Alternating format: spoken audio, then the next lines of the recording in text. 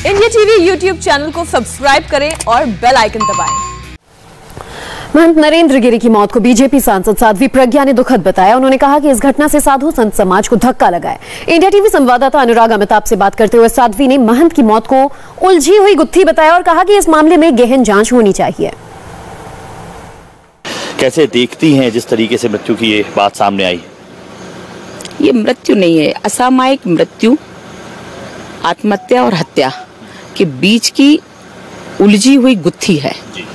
कहीं ना कहीं मैं इसको दूसरे परिप्रेक्ष्य में भी देखती हूँ। एक तरफ ये हो रहा है कि उनके शिष्यों ने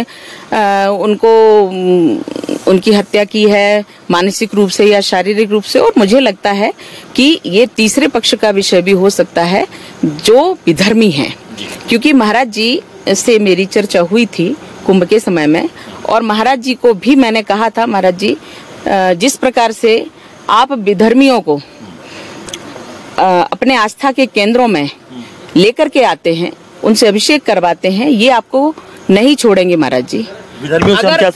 अगर अवसर आया तो ये आपको नहीं छोड़ेंगे, इनके लिए आप सरलता से प्राप्त हो सकते हैं।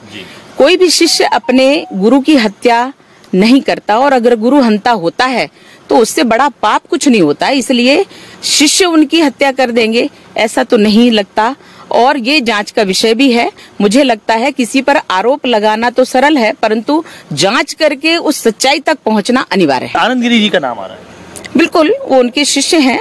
शिष्य और गुरु में तर्क, विवाद और तमाम जिज्ञासाएं और जिज्ञासा को शांत करने के लिए तमाम विषय होते हैं, परंतु हम इन कामों में विधर्मियों का हाथ जान रहे हैं, समझ रहे हैं, क्योंकि मेरा दृष्टिकोण उस तरफ जाता है, और ये देश का विषय है, ये धर्म की, हमारी धर्म की आस्था का विषय है, जिसपे बार बार हमारे ही अपने ही देश में रहने वाले लोग कुठाराघात करते हैं, और ये विषय हमसे अछूता नहीं रहना चाहिए। जांच का विषय है, गहन जांच का विषय है। दुश्मन और विधर्मी कौन हुए?